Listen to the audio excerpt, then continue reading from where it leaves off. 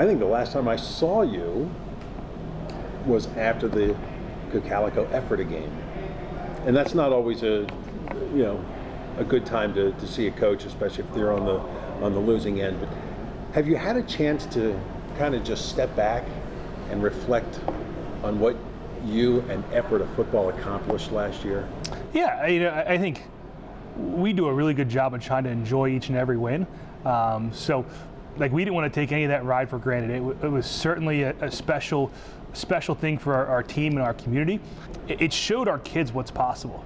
Right? For the longest time, it was never okay, yeah, Ephrata is cool. I think you can win some games here and there, but you can't compete for a section title. You can't compete for a district title, and that team showed that anything is possible if you put work in.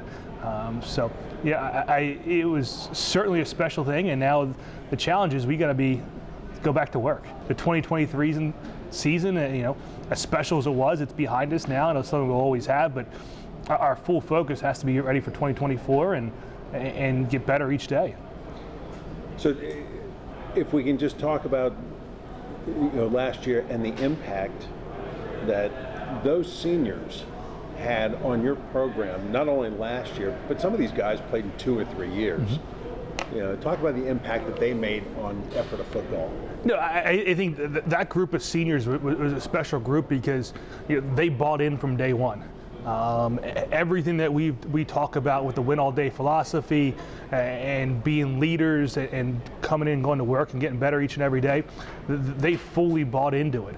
And I think you saw that at the end of through that run last year is that, if you buy in and you sell out and you do stuff for your teammates and not for yourself, good things can happen. But you look at the record books, you're going to see Sam McCracken's name in there for a long time probably. You're going to see Jeremiah Knowles, Quentin Pouts, and but then you get kids like Clay Ringler. Came out of nowhere last year and was a special safety. The leadership MacGyver put in there with our offensive line, kind of, you don't see that stuff in a stat line. Kids like Drew Thomas that showed up every day, came to practice, and were stuck behind some pretty good backs, but did what they had to prepare us. And I think everyone understood that they have a role to fill and a responsibility to fill. And I think everyone accepted that and realized that they can impact the team no matter how big their role is on a Friday night, that what they do and their leadership and the way they go about business. So I hope that's what last year's sophomores and juniors and underclassmen realized, that as good as they were on the field, what they did off the field and their leadership, each and every one of those seniors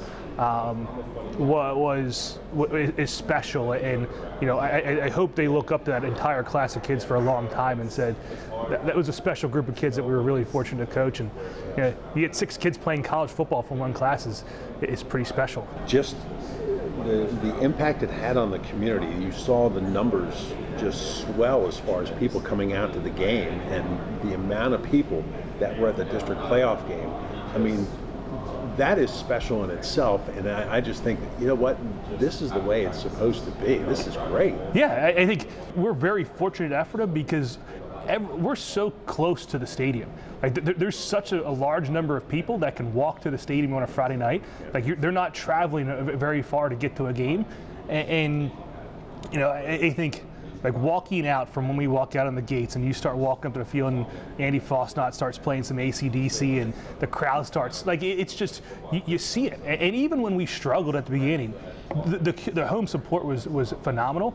And that's what kind of drew me to wanting to be the coach at Ephrata, is because I knew that if we could ever right the ship and get things heading in the right direction, it was going to be an ultimate home field advantage to play games at War Memorial Field, and it certainly showed that at the end of the stretch. I think we sold out just about every single playoff game we played in down the stretch. So it didn't matter if it was home or away.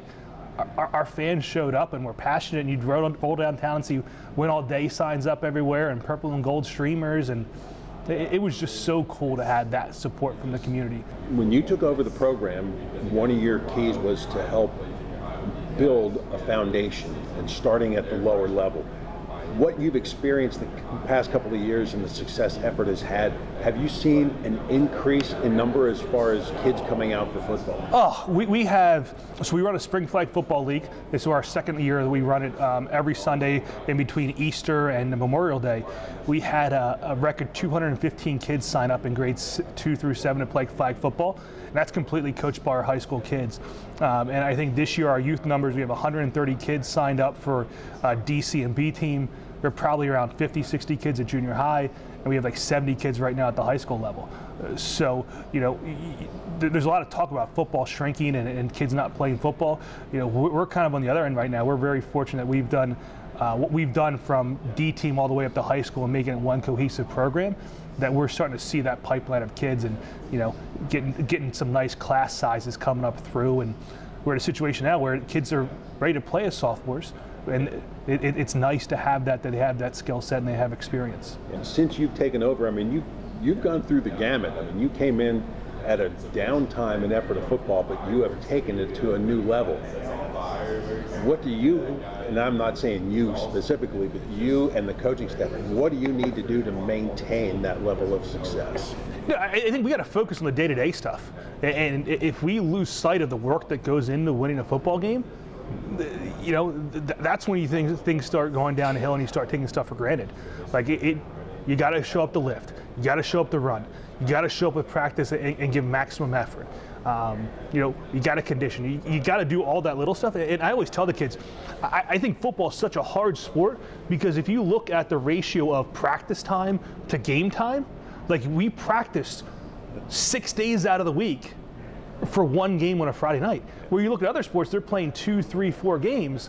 Like it's just game. For us, it's we know what a Monday practice looks like. We know what a Tuesday practice. Like it's just you get 10 guaranteed opportunities that you got to make sure that you take care of. Because if you try to say, hey, we're just going to show up and play on Friday night and win a football game, you lose sight of those 5 days, 6 days prior that was, you know, we have recovery days built in, we have an offensive day. Like those days matter more than a game on a Friday night. Like that's the reward that you for the time that you put in. Like that's the ultimate prize. And it's just fall in love with the monotony that's practice and getting better and doing all this stuff when no one else is looking. Like that's how you stay competitive, and that's how you stay, you know, pushing the envelope and trying to raise the bar. The season hasn't started, and I know this could change by the time we get into week 1. But what do you see as far as keys for Ephrata for this year? You know, I think this 2024 team is kind of the opposite end of the spectrum of the 2023 team.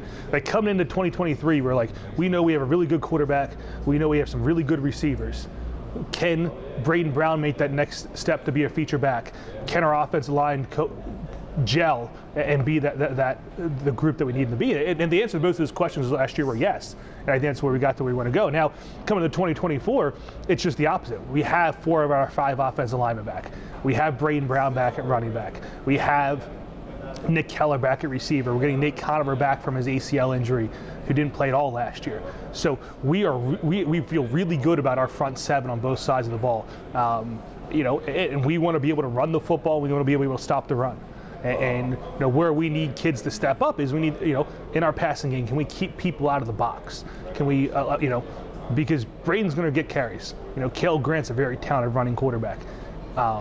But we got to be able to keep teams honest in the passing game. And I think last year it was we're going to throw the ball to open up our passing game, and I think, or throw the ball to open up our run game. I think this year might be reversed. I think we're going to have to run the football and then, you know, throw to keep the teams honest. But we have a good class of senior leadership coming back and a good group of kids. So we're excited about it.